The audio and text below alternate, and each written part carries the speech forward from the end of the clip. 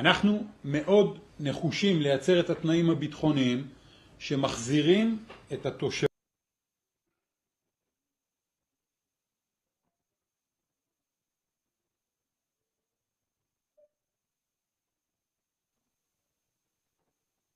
జై శ్రీరామ్. ఇప్పుడు మీరు విన్న మాటలు మీకేమన్నా అర్థమయ్యాయా? లేదు, అర్థమయ్యే అవకాశమే లేదు. ఎందుకంటే అవి మనకు సంబంధం లేని భాష, ఇజ్రాయెల్ భాష. మాట్లాడింది ఇజ్రాయెల్ సైనిక అధికారంట. సోషల్ మీడియాలో చాలా గొప్పగా వైరల్ అవుతుంది. ఏంటి అతను చేస్తున్న పని ఏంటి, అది చెప్తున్నది ఏంటి అంటే, ఇజ్రాయెల్ మీద ఎవరైతే కన్నేస్తారో వారిని మేము వదిలిపెట్టాము. ఇప్పుడు ప్రపంచానికి 2 ఉదాహరణలు చూపించాము.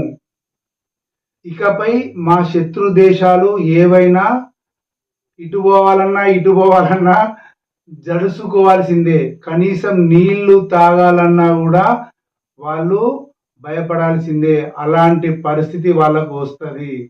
మా శత్రువును మేము ఎప్పుడు వదిలిపెట్టము అని ప్రపంచానికి తెలియజేస్తున్నట్టుగా మాట్లాడుతున్నాడు ఆర్మీ చీఫ్. వామో, ఇది ఎక్కడి ఇజ్రాయెల్ రా బాబు, ఇది ఎక్కడి వాళ్ళ ముసాదు, ఇదేంది కథ ఏంది? ఎవరినైనా నిద్రపోనిస్తున్నాడా? వాళ్ళ శత్రు దేశాలు ఎవరైనా నిద్రపోనిస్తున్నాడా? ఇది ఎక్కడ కూడా ఇంకా నయం, మన శత్రువులం కాలేదు. లేదు వాడేందుకని, మన దాంట్లో మనకి అంతర్గత శత్రువులు కొన్ని కోట్ల మంది ఉన్నారు. వాళ్ళు ఒక్కళ్ళు ఏం చేస్తారు పాపం, అంత 80-90 లక్షల మంది ఉంటారు వాళ్ళు. అయినా కూడా వాళ్ళ ప్రతాపం, వాళ్ళ త్యాగం చూడు. ఎందుకంటే అక్కడ ఉన్న వాళ్ళందరూ దేశభక్తులే కదా. ఇజ్రాయెల్ ఎవరు కూడా వాళ్ళ దేశంలో మంచిగా గప్చు కూర్చుండి వేరే దేశాలకు వెళ్ళి వాళ్ళ దేశాన్ని తిట్టే దేశభక్తులు, అంత గొప్ప దేశభక్తులు ఎవరు అక్కడ ఉండరు. మనసా వాచ కర్మణ ప్రపంచానికి ఎక్కడికి వెళ్ళినా ఇజ్రాయెల్ వాళ్ళు వాళ్ళ అస్తిత్వాన్ని, వాళ్ళ దేశ సార్వభౌమాధికారాన్ని కాపాడుకుంటారు పాపం. అంత దేశభక్తులు వాళ్ళు. అంటే నామకే వస్తే దేశభక్తులు, దేశం కోసం ప్రాణాలు ఇచ్చే పిచ్చోళ్ళు వాళ్ళు ఇజ్రాయెల్ వాళ్ళు. దేశం అంటే పడి చచ్చేటోళ్ళు, దేశం కోసం ఏమైనా చేస్తే పిచ్చోళ్ళు. ఎవరైనా కూడా మన దేశం మన కుటుంబం అంటారు. ఎవరైనా మనము మన కుటుంబము మన వాళ్ళు సలా ఉండాలా, పక్కోడు ఎట్లా పోతే మనకేంది అనుకోవాలా. కానీ వీళ్ళేందో దేశం అని పడేడతారు పాపం ఇజ్రాయెల్ వాళ్ళు. వేస్ట్, వాళ్ళతో పెద్దగా ఏం లాభం లేదు. కానీ ప్రపంచానికి ఉచ్చబోపిస్తారు రా బాబు వాళ్ళు. మామూలు కాదు, మామూలు లెక్క కాదు. సెల్ ఫోన్ ముట్టడమే కాదు, ఇప్పుడు వాకిటాకిల పడింది. రేపు ఏమవుతుందో వాళ్ళకి తెలియదు. ఇట్లా ఉంది పరిస్థితి. ఇంకా నయమైంది, ఇప్పుడు గాలిలో ఏం కలుపుతాడు కదా, గాలిలో ఏమైనా కలిపి మొత్తానికి దేశంకి ఏమైనా వేస్తే ఎవడు పెట్టుకోవాలా. ఇంకా నయమైంది. మనం ఇజ్రాయెల్ తోటి మంచి స్నేహ బాంధవ్యాలు ఉన్నాయి మనకు. మంచి అన్నదమ్ముల లెక్క కలిసి ఉన్నాం. మనం రాములం అయితే వాళ్ళు లక్ష్మణ్ లెక్క, లేకపోతే ఆంజనేయ లెక్క మనకు కలిసి ఉన్నాడు ఇజ్రాయెల్. లేకపోతే మనం కూడా నిద్రపోయే వాళ్ళం కాదు కావచ్చు. అంత ఘోరమైన పరిస్థితి ఇజ్రాయెల్ వాళ్ళ శత్రువులకు ఉంది. దానికి అంతటికీ కారణం ఒకటే, అచంచల దేశభక్తి. ఆ దేశభక్తి ఎక్కడి నుంచి పుట్టిందో తెలుసా? కట్టిక దరిద్రంలోంచి, చిన్నాభిన్నమైన జాతిలోంచి, చెట్టుకోడు పుట్టకోడు పోయి అసలు వాళ్ళంటేనే, ఇజ్రాయెల్ వాళ్ళు అంటేనే చంపి నరికి ఊచకోతలు చేసిన పరిస్థితిలోంచి లేచి లేచి లేచి ఉవ్వెత్తున లేచిన ఒక శక్తి ఇజ్రాయెల్. అందుకే ఇజ్రాయెల్ ఇస్ అ గ్రేట్. ప్రపంచ దేశాల్ని గడగడ వణికిస్తుంది. ఇప్పుడు అది ఏ లెబనాన్ మీదనో హమాస్ మీదనో ఏదో చేసి ఉంటది, కానీ ఇప్పుడు వణికిస్తుంది ప్రపంచ దేశాన్ని. ఇజ్రాయెల్ జోడికి ఎవరైనా పోతారు ఇప్పుడు? ఎప్పుడు చూద్దాం. అక్కడ ఉక్రెయిన్ రష్యా వాళ్ళు బాంబులు మీద బాంబులు, వీని ఆయుధాల మీద వాడేస్తాడు, వాన ఆయుధాల మీద.